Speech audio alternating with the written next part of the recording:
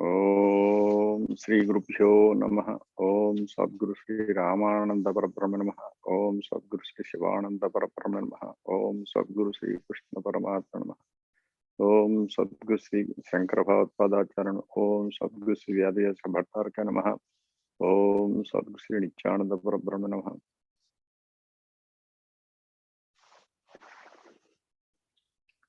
Atma Namaskars to one and all. You are all my Guru Swarupa. I am saluting to all the listeners, including our co-Siddha Vijyatis who are practicing this Siddha Vijja. Today,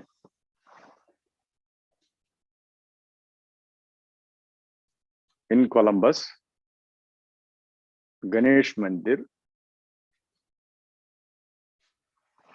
of Indiana state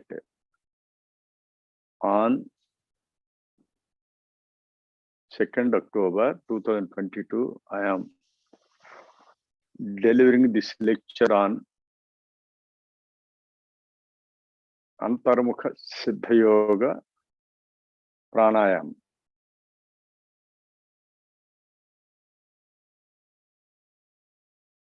This Siddha Vijja is not a new one. This was there since crores of years back. There was one long-living saint, Kakabhushunda Maharshi. Kakabhushunda Maharshi, he was in the form of crow. You might have heard in Yoga Vasishtam. Yoga Vasishtam written by Maharshi Valmiki. Maharshi Vasishta told to Rama. That narration is named as Yoga Vasishtam. In that, Kakabhushanda Maharshi, he was in the form of crow, he told this Siddha Yoga Vijja. But later on, this was faded and revived by Patanjali Maharshi, Lord Sri Krishna, our Param Gurudev Swami Shivananda Paramahamsa, Brahmarshi, His Holiness Sri Swami Shivananda Paramahamsa, our Gurudev, His Holiness Swami Ramananda Paramahamsa. This has been coming very lately, and for the public now it is a new one. It is appearing like a new one. But this is traditional Sanatana Brahma Vijja. If it is correct or not, if you quote Bhagavad Gita, nowadays most of the people are chanting and reading this Bhagavad Gita. This Bhagavad Gita is the song divine. The song divine means, song means swaram. Swaram means the sound you are getting through the spinal cord. When it is going upwards, that is called Om. Om.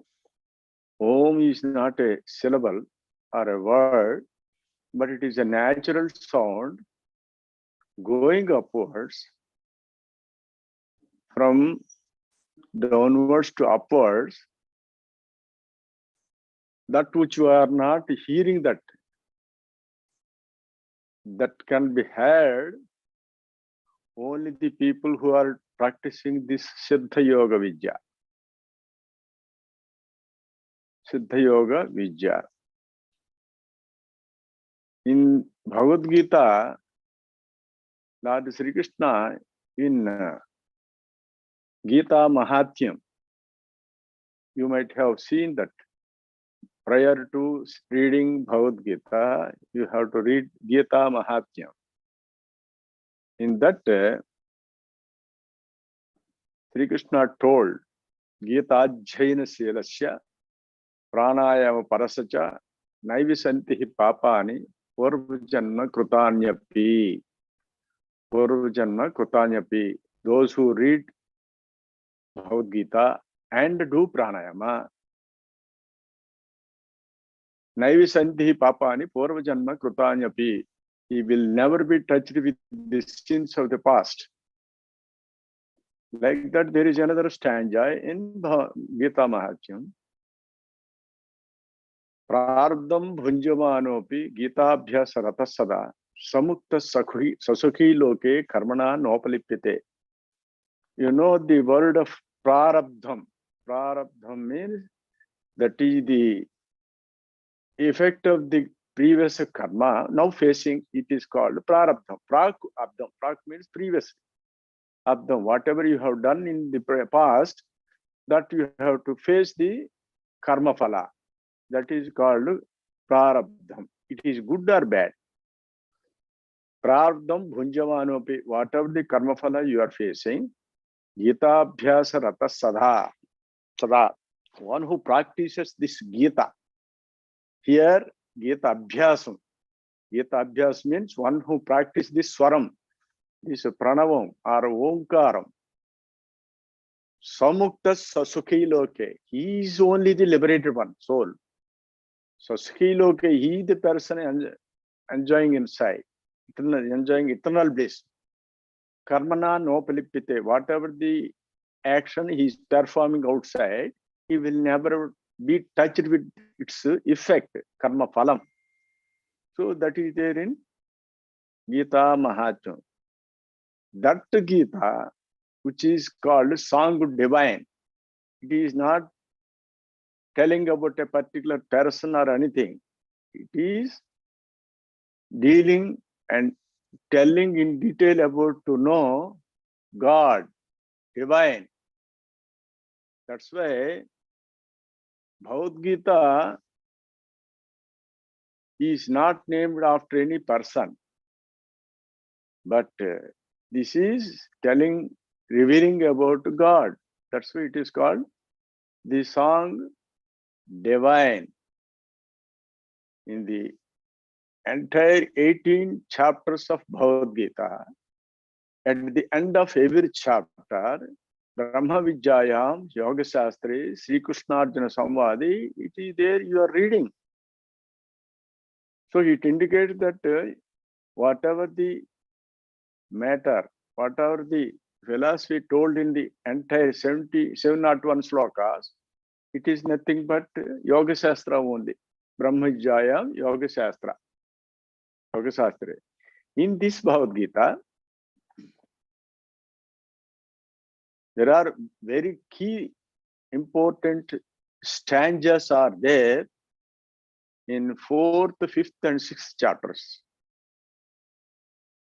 I think some of you, most of you are reading Bhagavad Gita. You are thorough with the Bhagavad Gita, I think so. I came here to tell the practical aspect of Bhagavad Gita.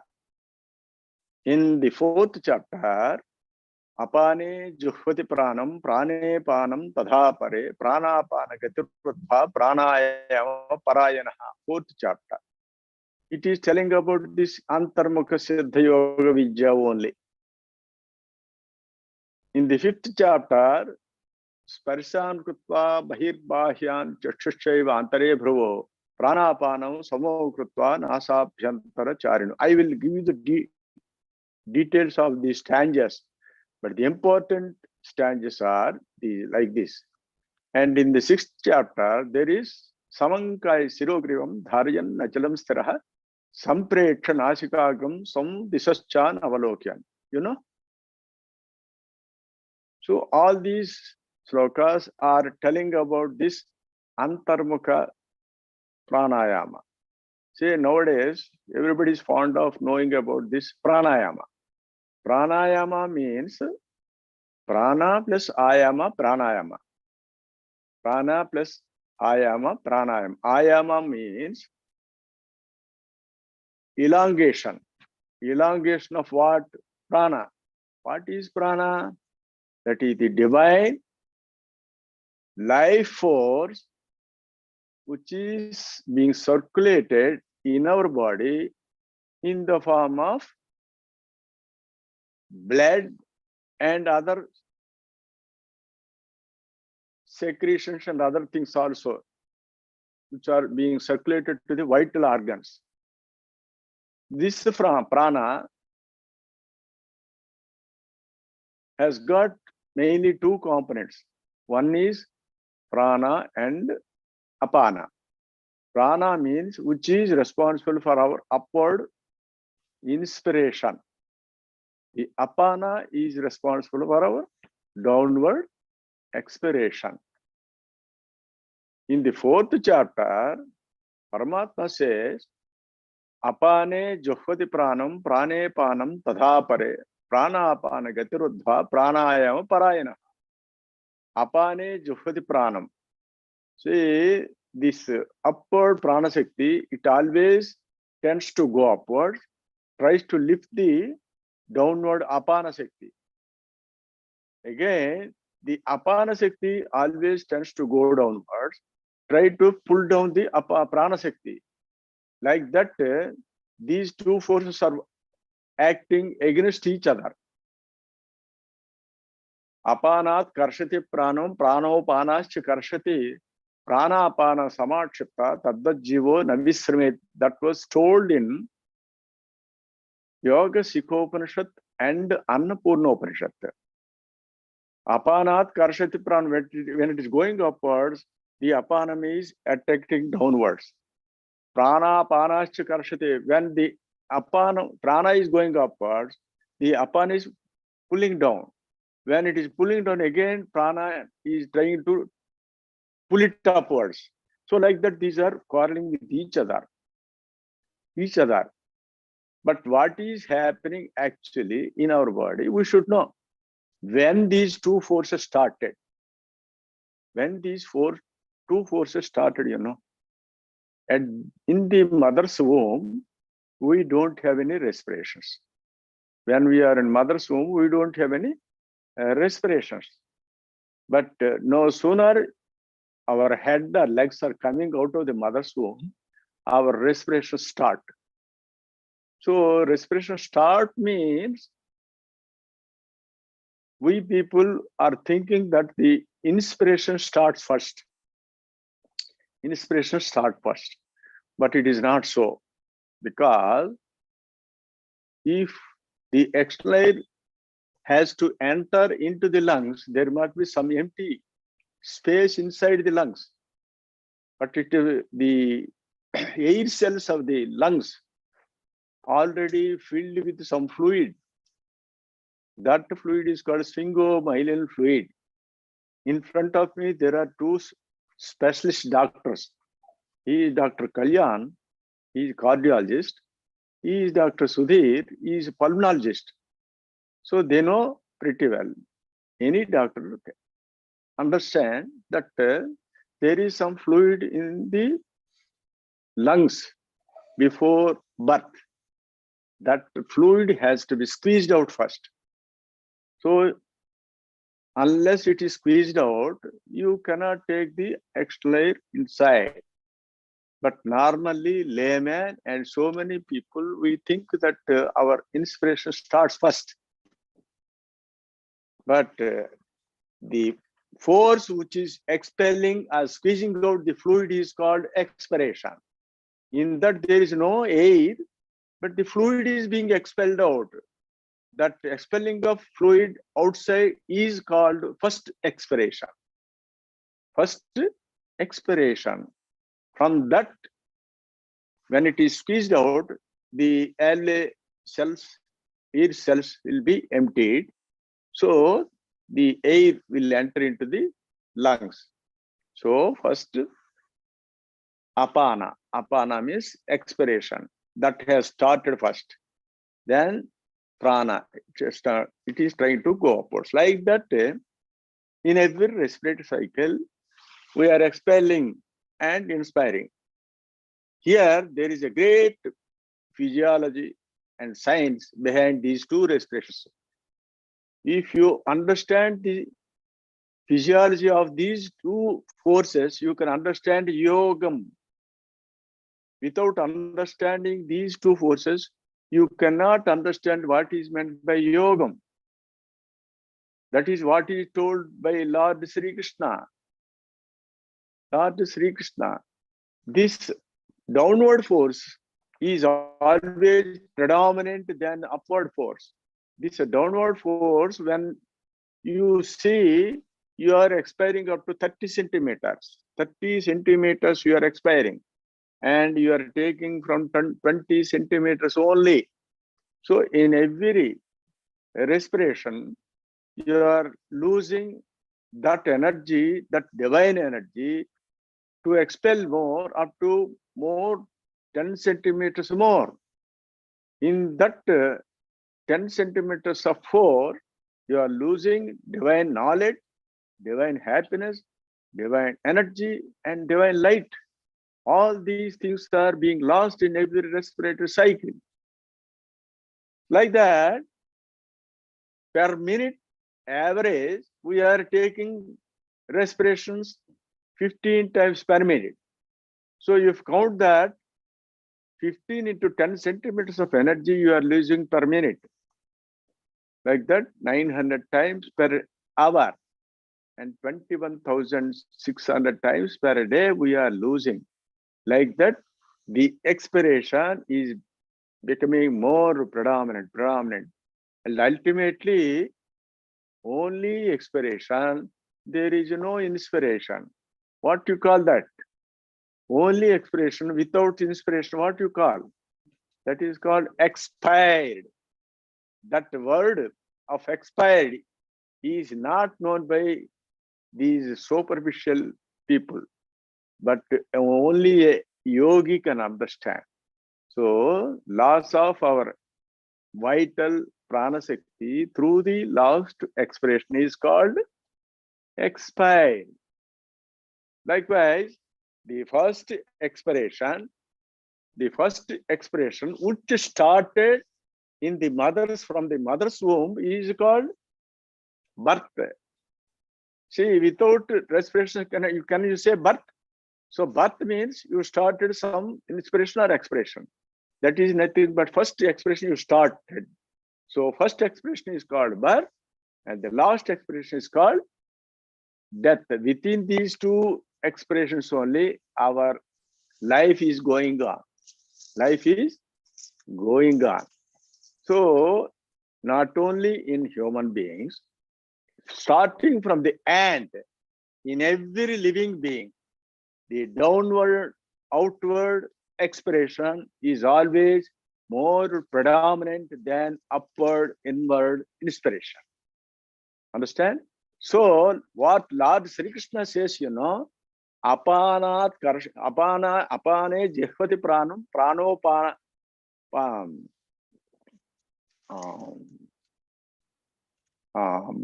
apane jihvati pranam, pranopanam tatha pare, pranapana gatiruddha, pranayam parayanaha. Apanam, the downward expression, it is going downwards more, it is dominating. What Lord Sri Krishna says, you take this apana upwards and combine with this prana. You take this apana upwards and combine with the upward prana. That is told in 5th chapter. Prana apano samau krutva nasabhyantara charino. Nasabhyantara charino means there is a great practical phrase in that slokam. What is that? Nasabhyantara charino. Nasa means nose. Abhi means opposite. Antara means inside. So, opposite to the nose, you have to practice inside the throat. That is called Nasabhyantara charino. Nasabhyantara charino. That can be known for a layman. If you open your mouth, you will see a palate, soft palate. At the end of the soft palate, you will see a pedicle-like thing will be hanging. That is called uvula. In Telugu, we say it is kondanaluka. Behind that uvula, behind that uvula and above that uvula, you have to practice this Antarmukha Pranayama. That is Lord Sri Krishna told, Nasabhyantara Charino. So without knowing this, most of the people, we are indrawing external air, keeping there in the lungs, and alternately closing the nostrils and expelling through other nostril, again taking like this, and what all you are manipulating is within the lungs only. But you are not directly catching hold of the prana apana. The prana apana are the forces which are circulated going upward through the spinal cord. Through the spinal cord, the force which is going upward and downward through the spinal cord is expressed in terms of our respirations. Without catching hold of that force in the spinal cord, these people are trying to hold the external air and keeping in the lungs. This is not pranayama. This is called swasayama. Swasayama, simply you are taking more air and keeping there in the lung, which is we are trying to expand the lungs, saying that this is lung capacity. We are increasing the lung capacity. But there is a great science behind this pranayama. Is you have to catch hold of this inspiratory phase at the level of nasopharynx. This is called nasopharynx. That is the uppermost portion of the throat. Anatomically, that is called nasopharynx. In Bhagavad Gita, it is told Nasabhyantara Charino. If you practice like this, the ordinary respirations, which are going on 15 times average per minute, they will be reduced to 5 within the on the first day of initiation, on the first day of Upadesam. On the first day of Upadesam, they will be reduced to 5. So you can understand, you can reduce to 1/3 of the normal respiratory rate. As you go on reducing the respiratory rate, you can prolong the life that you know. So our span of life totally depends upon our respiratory rate. But to reduce the respiratory rate, don't take the exhale and retain in the lungs and count it that I am retaining this pranayama, doing this pranam. That is called Hatha Yogam. That is called Rechaka Puraka Kumbhakas there. But the exact meaning of Rechaka Puraka Kumbhakas will be achieved by this Antarmukha Pranayama only, not by forcible retention of external air. That will come under Hatha Yogam. Like that, there are some people, you breathe starting from the Mooladharam. Most of the people, we say that this is Mooladharam. What is that? That anal part, the end of the spinal cord, we call it as Mooladharam. This Mooladharam is not Mooladharam. The Moola Adharam. Moola means root. Adharam means basis. The basis and the root of this entire body is situated here only. This is Mooladharam. Mooladharam. That from there only our Prana Shakti started first. So that Mooladharam, you have to start from here first. That's why this is a specially designed scientific technique, but not a new one. Coming from the Guru Parampara, as a doctor, I can say that you have to practice from here only, through this. So if you go on practicing like that, there will be a friction, When you are doing from here, there will be friction. That means you are doing against the normal respirations. That was told in Yoga Sikhopanishad. Yoga Sikhopanishad. Hamsa hamseti mantroyam sarve jivischa jepite guruvakya sushumnayam viparito bhave jabaha. In that Upanishad, it says every living creature or human being is doing Hamsa Japam. Hamsa Japam means Hamsa. Like that, whatever you take outside and inside, that is called Hamsa. Guru Vakyat, by getting Upadesha initiation from a learned Guru, Sushumnayam. Sushumna means our spinal canal. You know, there is vertebral column. In that there is spinal cord, and in that spinal canal, there is spinal cord. In that there is a small, minute tube. That tube is called Sushumna.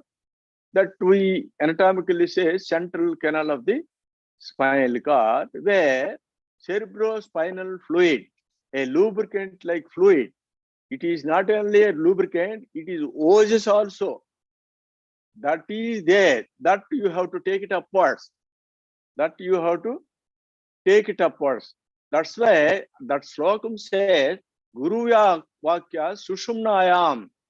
Through the spinal cord, Viparito Bhavejabaha. Viparita means just reverse to the normal respiration. When you are trying to reverse the normal respiration, there will be friction. When you are doing that, with that friction, you will get heat. Not only heat, you will get energy. That energy in the form of heat, that will dissolve all our, not only dissolve and burn all the impurities in our body. All the impurities in our body. All these impurities put together in medical or Vedantam, it is called kapham. Kapham, you know. Did you ever hear about the word kapham or phlegm? Phlegm. Phlegm.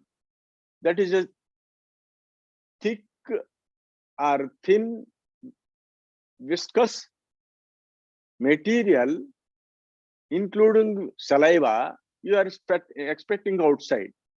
We say that that is coming from the throat. But that kapham is being accumulated regularly at every moment, in every cell of our body. Because to get energy, you are taking food. You are taking food, but that food is not being totally converted to energy. So very little amount of food is being converted to energy. Rest of the food is remaining as impurities. The impurities are of two types.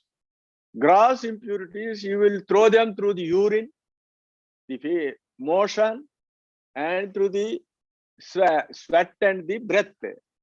But there is another subtle impurity that is there in the blood and the body. That is responsible for all the diseases.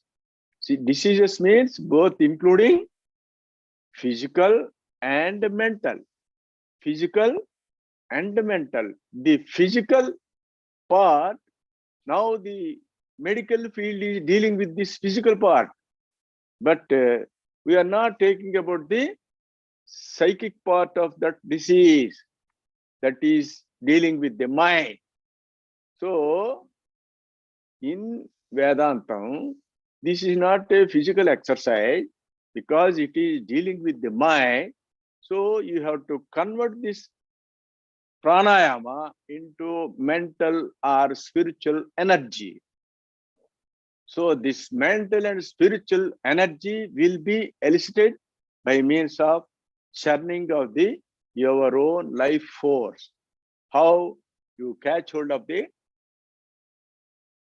breath here, from here, you take it upwards and again push it downwards and take it upwards. This is the main essence of Antarmukha Pranayama told in Bhagavad Gita. That's why when you are practicing that, you will get sound, you know. Where is the friction, they will get sound. That sound is called Pranavam or Omkaram or Gita Abhyasam. That is what Sri Krishna told. So this Gita Abhyasam, when you are doing this churning process of pranayama, you are getting sound. So that sound when it is going upward, that is called Om or Pranav. Pranav or Om. But unfortunately, most of the people misunderstood and they are uttering Om outside.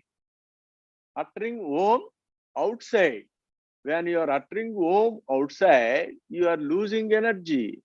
Are you not losing energy? Whatever you utter, any sound, you are losing energy only. By Om or Am, some people say that Am, whatever you call outside only, but you are losing energy. But in the process of this Antarmukha SIDDHAYOGI Vidya, when you are churning inside, the energy in the form of heat will be lifted upwards. Will be lifted upwards. Why? Because all the nerves, all channels, all these things will be cleaned out by means of Yogagni. When they are cleaned out, the life force, which has natural tendency only to go upwards, Prana Agnihi, whatever you call, Pranam or vital force, all these, it has got the heat nature, it is Agni. So it will always go upward. When it is going upwards, then only it is called Pranayama. When you are again uniting at the seat of its origin, that is called Yogam.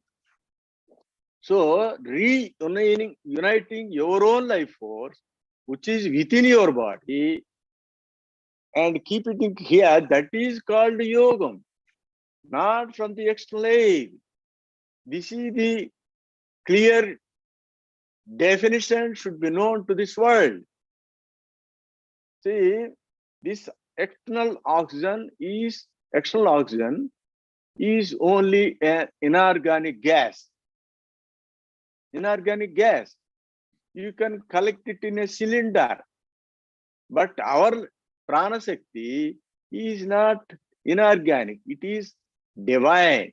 It has got mind. It has got knowledge. It has got light, happiness, heat, whatnot. That is the divine qualities of our vital force. That is Prana Shakti. But unfortunately, we say that we are living with this inorganic gas. With this inorganic gas. So we are dying and living with what? When you are having that vital force within you only, you are alive. When you lose it out, then you are called dead.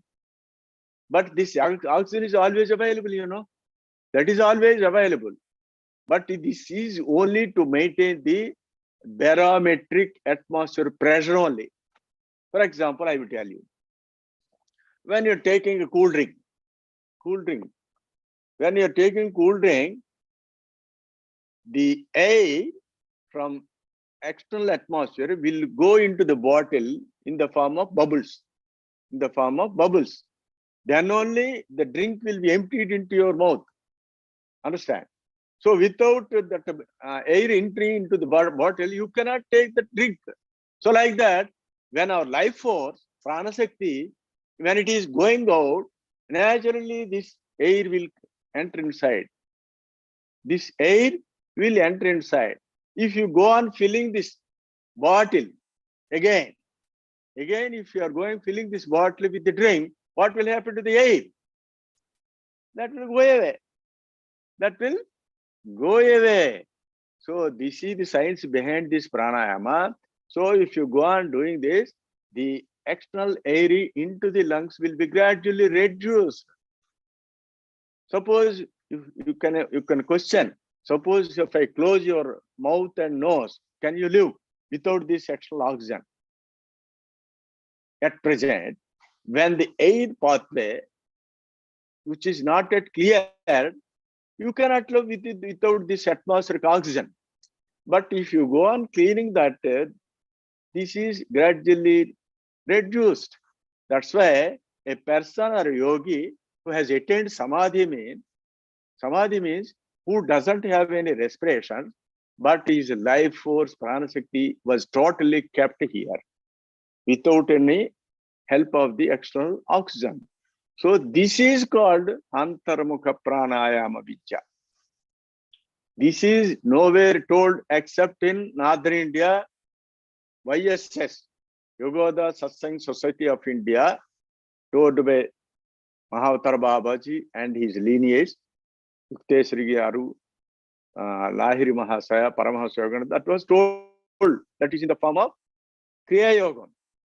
But when you come to South India, that was named as SIDDHAYOGI Vidya. That is the author of the SIDDHAYOGI Vidya is our Parama Gurudev, Shivananda Paramahamsa, Swami Shivananda Paramahamsa.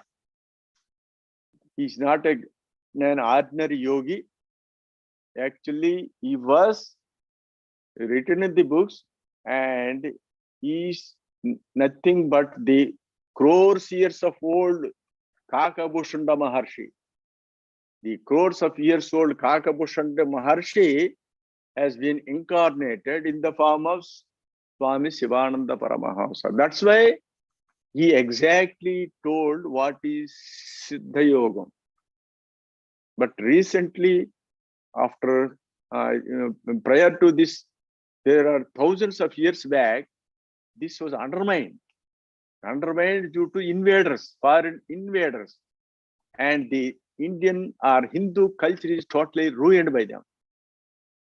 And therefore, now the SIDDHAYOGI Vidya is appearing to be a new one.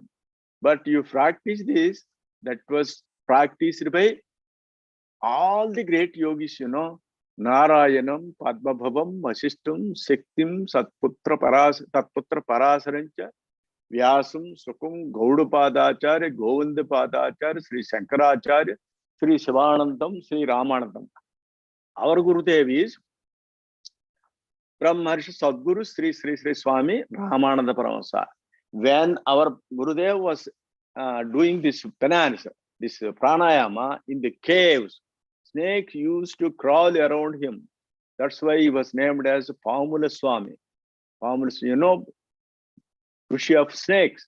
She was named as Pamula. Like that, our Gurudev and Parama Gurudev, they were great use. When our Parama Gurudev was in trance, this penance, he attained samadhi and his body was kept in samadhi without food and anything. It stayed there for 3 years. 3 years. During the 3 years, the shrubs and trees crawled around his body. That's why he was named as Apara Valmiki. Valmiki, Valmiki Maharshi in Ramayanam, he came out of this Valmikam. Valmiki means the snake anthood. That is called Valmikam. So, like that, our Paramagurudev was named as Apara Valmiki. So, from these great rishis, this SIDDHAYOGI Vidya has come to now. I am the direct disciple of Brahmarshi Sadguru Sri Swami Ramananda Paramahamsa, and I have been practicing this pranayama for the last 43 years. And I, being a doctor, my Gurudev have given that facility and blessed me to tell this SIDDHAYOGI Vidya in terms of medical field also. That's why most of the doctors could be easily understand this subject. Not only doctors, even if I explain in terms of this medical terminology, even a layman also can understand. Then only you can come to know that what Lord Sri Krishna told in Bhagavad Gita is nothing but this Yogam or SIDDHAYOGAM, Brahma Yogam, Buddhi Yogam. All these terms are nothing but this pranayama only. In that Bhagavad Gita, everywhere, some people, they think that the Lord Sri Krishna told in 18 chapters, in 18 ways. Some people think that the 18 paths are told by Lord Sri Krishna. But one guru will tell to his disciple only one path. That path is Buddhi Yogam. Buddhi Yogam. Chetasa sarvakarmani maisanyasya matparaha Buddhi Yogam upasricha machitta satatam bhava. That is told in 18th chapter. Like that in second chapter, Yeshate Abhita Sanke Buddhi Yoge Temasunu Buddhayukto Yaya Partha Karma Bandham Prahasase. So, whatever you tell about Vedanta, all the people will tell Advaitam. Advaitam, you know, Advaitam, everybody is fond of Advaitam. Advaitam means there is nothing apart from you. You are God, you are Brahman. Everybody says like that. Everybody says like that. But there is some gap between Brahman and yourself. There is a gap. Unless you fill that gap, you cannot say that I am Brahman, I am Atman, I am everything. Nothing like that. For example, I will tell you. There is one slokam in Manusmruti and Viveka Chodamani. Maya matram idam dvaitam advaitam paramartataha. Mano matram idam dvaitam advaitam paramartataha. When you say that I am having mind, some people say that I don't believe God. I don't believe God. Okay, you don't believe God. But do you say that I don't have mind? Nobody can, even the atheists also can't say that I don't have mind. So everybody has to admit that he is having mind. When you admit that you are having mind, that mind has got certain limitations. It has got certain limitations. It has got very limited energy. With that limited energy, you cannot understand the infinite supreme God. With this limited energy, you can't say that you can't say that I am God. So increase your energy first and come to know that I am that. So that gap has to be filled up by increasing your mental energy. That mental energy will be achieved by means of this churning of our life force. If you do churning outside, you will get physical energy.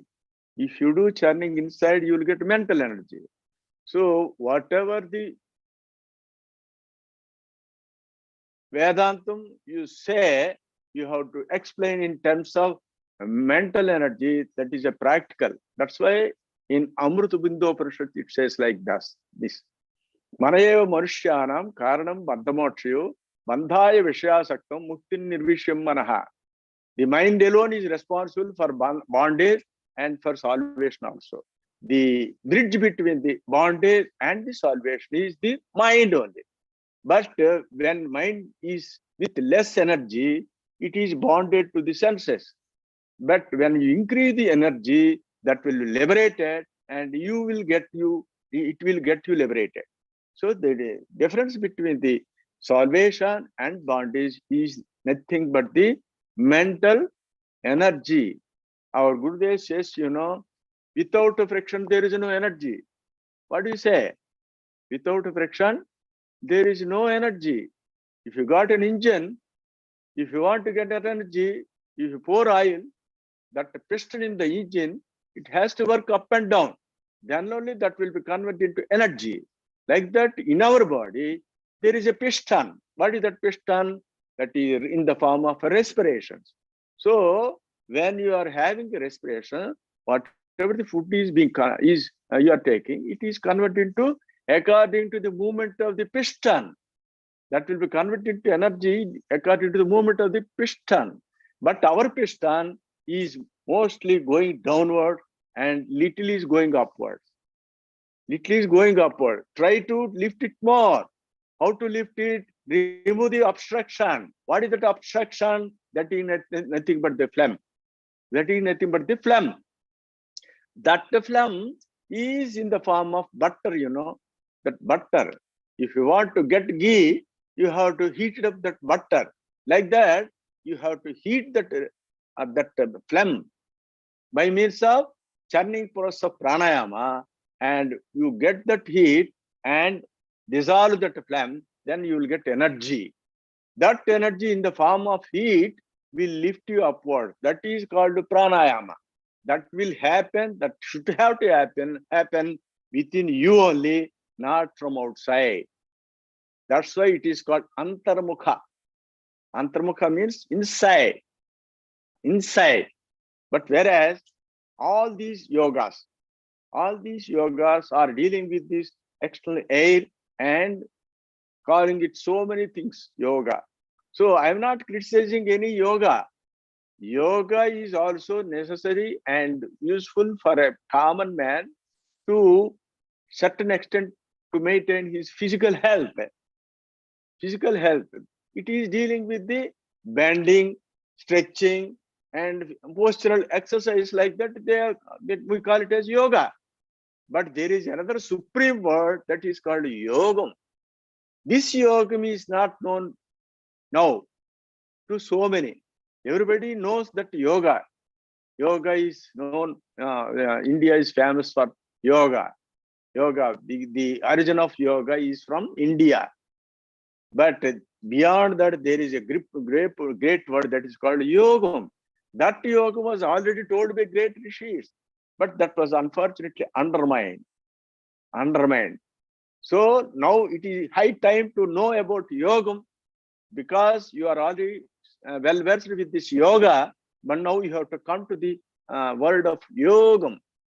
Yogam means it is a word came from combination of 4 pairs, that is called prana panayoraikyam swarajor etasastha surya chandramasor yogo jivatma paramatmano evam hi dvantajalasya sanyogo yoga uchyate. That is told in Yoga Sikopanishad. So our parampara, whatever we tell this fella Vedantam, we tell according to the scriptures only. We are not uttering our own words. We are all correlating with the Bhagavad Gita, Upanishads, Brahma Sutras, and that like that our Guru Parampara came into existence. So if anybody says that it is my experience, you should not say like that. You should not say like that. Whatever you say, it should be in accordance with the scriptures. I am also quoting scriptures. You also quote that. The Adi Shankaracharya told like this: Dushtarkas Shuromyatam Srutavadastarko Anusandhayatam. If you want to discuss Vedanta, you should be correlating with the scripture. If you want to quote, is there anything quoted from Bhagavad Gita, Upanishads, or Brahma Sutras? If you are not quoting that, your experience is something else. So there is a common platform to tell anything outside to the public. It should be in accordance with the scriptures only. Like that, Adi Shankaracharya himself declared that you have to tell philosophy according to the scripture. Even in Bhagavad Gita, in the 16th chapter, Tasma Shastram Pramanante Karya Karya Vyavasito Jnatva Shastra Vidhanoktam Karma Kartumiharhasi. See, whatever you quote, it should be according to the Shastram.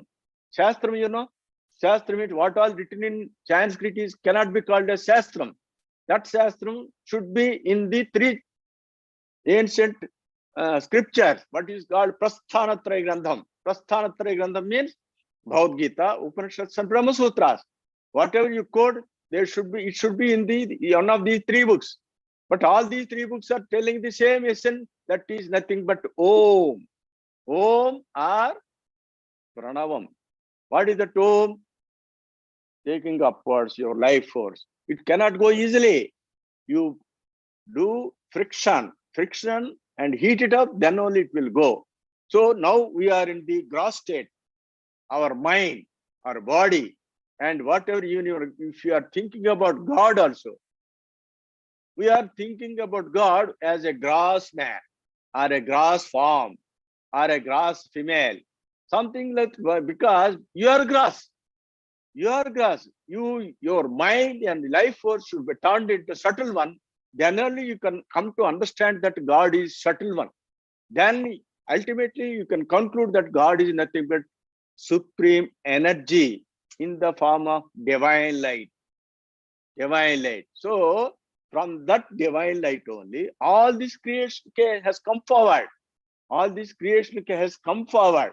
Come forward. So if you want to know the exact nature of God, you have to go upwards by creating your own mental energy.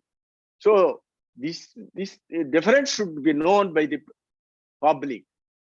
This difference should be known by the public. So what I want to say is, till now, so many people are chanting or reading Bhagavad Gita. I encourage them. It is okay. But we have to know the meaning of Bhagavad Gita, I say. What is that meaning? It is a practical thing. See, I will tell you, there are doctors here. Rest of the people are, see, our medical books are written in English. Our medical books are written in English. Those books can be understood only by the doctors only, who dissected the body and who have studied the physiology and who have studied the pathology. Then only they can understand those medical books. But a man, a non-medical man, comes and reads this medical book because he knows English very well. So he can read that book. Can he understand? It is impossible. Like that, our Lord Sri Krishna is Yogishwara. He is Yogishwara. He is a master of Yogam. He told about the Yogam. So those who practices this Yogam only can understand Bhagavad Gita. Can understand Bhagavad Gita. That is Guru Parampara told this. But unfortunately, everybody is fond of Bhagavad Gita, but nobody knows about what is told in Bhagavad Gita. Understand? So if this is not... Maybe we, now that we give the excellent context to the Siddha Yogam, Yes. maybe the audience may have some questions. I will allow them some questions also. I will allow them questions also. Questions also. No doubt. My speech always ends with the questions and answers only. I will never stop abruptly. I will ask questions to get the feedback. How far they have understood, I should know, you know. I should know. So this is a new, not a new method, and this has been coming from our Guru Parampara. And the thing is, this is not a difficult one. This is very easy to practice. In Bhagavad Gita, 9th chapter, Rajavidya Rajaguhyam Pavitram Idamottamam Pratyakshavagamam Dhanyam Susukum Kattumavyayam. In the 9th chapter, Rajavidya Rajaguhyam, 9th chapter, 2nd slokam, it says, Rajavidya Rajaguhyam, it is the master of all vidyas. Rajaguhyam, it is the topmost of all the secrets. Pavitram Idamottam, it is very pious and it is the greatest one. Pratyakshavagamam Dhanyam. That means you will get spontaneous result. Spontaneous result. If you practice doing this pranayama, you will get results from the day one onwards, from the first breath onwards. Pratyakshavagamam Dhanyam. Dhanyam means one has to practice this. One has to practice this. There is no other go. If you want to know about God, you have to do this only. Because Lord Yogeshwara Krishna, who told in this to know about him only. And Lord Yogeshwara Krishna is not a man, I say, mind you. He always says that I am divine energy. I am not a form. Aham Atma Gudakesa. Avyaktam Vyaktimapannam Manyante Mahama Buddhaya. In the 9th chapter, in the 7th chapter, he says that Avyaktam Vyaktimapannam. I am not a man. I am not a form. But I am energy. I am energy in the form of divine light. That energy in the form of divine light is there in everybody. That is in the Buddhi Guha. Ahamatma Gudakesa Sarva Bhota Sestita Aham Aditya Vajjancha Bhotana Antayevacha, he told in the 10th chapter. In the 13th chapter, Jyotishamapita Jyoti Tamasa Paramuchate Jnanam Jayam Jnanagamyam Hurdi Sarvasta Vishidam. So I am the divine light. That light is there in everybody. But the only thing is you have to practice that and get it. You have to practice and get it. In Swata Sataropanishad, it was told like this. That is, Swadeha Maraning Krutva Pranavan Chotararanam Dhyana Nirbadra Abhyasa Devam Pase Nigodavat. you take this body as an arani, that is a wooden part, that is called arani. When you are doing yajnam, you will have two wooden parts. You will rub them and get fire. So like that, you take the body as a lower part and pranav chotararinam. You do pranayama, that is upper part of the arani. So jhana nirvana abhyas. When you are doing this nirmathanam means the madhanam, madhanam means churning. Just like you churn the buttermilk. When you churn the buttermilk only, you will get butter. Without churning, if you pour water in the curd, you don't get butter. So like that, you have to churn the life force, then only you will get that butter. Like that, jhana nirvatana abhyasat. By doing madhanam and jhanam. See, jhanam means meditation. Madhanam means pranayama. First do pranayama and do meditation. Without doing this pranayama, simple meditation is of no use. Not only that, it will suppress your brain, because always you are sitting like this. When you are sitting like this, when you are going to sleep, your brain is not getting sufficient blood supply. Not getting sufficient blood supply. If you are awake and sit like this, you are getting some amount of blood supply. But when you are sitting in meditation, you are still more losing this blood supply and go to subconscious state. That cannot be called as meditation. But if you do pranayama and make your brain alert by gushing out your oxygenated prana shakti towards brain, then your brain and body, everything will be erect. To do like this only, in 6th chapter, Paramatma says, Samankaya sirogrivam dharayan nachalam stiraha sampreksha nasikagam samdishaschan avalokyam. Samankaya sirogrivam. Always keep your head, neck and body erect. And do pranayama. Dharayan nachalam stiraha. That means you have to keep the body steadily and sampreksha nasikagam. You look thoroughly at the center of the eyebrows. But most of the people, we are sitting with closed eyes and doing meditation. But Lord Sri Krishna never told like that. If you want to do this meditation or whatever you call yogam, you have to keep your eyes always upwards, with opening eyes only. Your gaze should be upwards. If you close your eyes, your mind will be open. And you will go to sleep. You will go to subconscious state. When you are entering into the subconscious state, you will get a state of drowsiness. That drowsiness, we feel that we are enjoying this Brahmanandam or eternal bliss. That is not that. That is only subconscious state. At that stage, your brain has already been suppressed. It has been depressed. You have to always make alert your brain, This pranayama is meant for alerting your brain by stimulating your brain cells. How? You have to increase the vital energy in the form of heat and send it to your brain. Then only you will get that enlightenment. Enlightenment. Everybody knows about this word, enlightenment. Light means divine light. En means to make. How to make your body or pranashakti into light? By doing this pranayama. Jhana nirmadana abhyasat. Devam means divine. Pasya nigodavat, which is already hidden in our body, you have to expose it out by doing this pranayama. So, everywhere you see, there is nothing but this churning process of pranayama. But in addition to that, to add it to this, we call so many words. Bhakti, Dhyanam, Karma, and all these. These are all only the following principles of this pranayama. In Patanjali Maharshi, in Ashtanga Yogam, Yama, Niyama, Asana, Pranayam, Pratyahara, Dharana, Dhyana, Samadhi. Out of all these Ashtanga Yogas, the main principle is nothing but this pranayama. This pranayama. If you do pranayam, you can strictly observe the yamam. You can strictly observe the niyamam.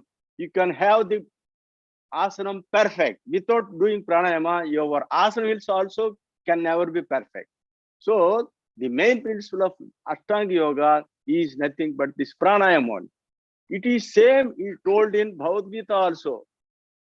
Asamsayam mahabaho mano durnigraham chalam abhyasena tu kaunteya vairagyena cha grihyate. In the 6th chapter, Paramatma told abhyasena. What is that abhyasam? Abhyasam means tatra sthito yatno abhyasaha. That is told Patanjali. So tatra sthito yatno abhyasaha. Whatever the effort you do, that has to be to control the mind. That effort to control the mind, which is going there at the seat of origin, that is called abhyasam. Abhyasam. And in Annapurna Upanishad, there is another stanza that says, Abhyasena parispande prananam kshayamagate mana prasamamayate nirvanam avasishyate. All these Upanishads and the Bhagavad Gita told the same, you know. So here, there also, when you are doing pranayama, all these 5 forces, you know, there are 5 forces. What are they? Prana, apana, vyana, udana, samana, vayus. You might have heard all these things. When you are reading wherever you read books, you will come across these 5 words. What are they? They are nothing but the prana shakti, which has been divided into 5 systems. That is called this, when you are respiring, that is called respiratory system. When you are digesting, that is called digestive system. So respiratory system is due to prana. Digestive system is due to samana. Vyana means circulatory system, vyana. And the apana is for elimination. And the udana is meant for this hormonal, endocrine system. So all these systems are working due to the division of this prana shakti only. So you have, if you want to control or make them united, you have to take it upwards by doing pranayama. So wherever you see, there is nothing but this yogam only. Understand? Now our friend advised me to allow the public to ask some questions. Yes, please come forward. One of the things that we see, most of them, they say things, but Guruji defends the truth with his life. He was sitting erect, no support, but this one, and can talk with that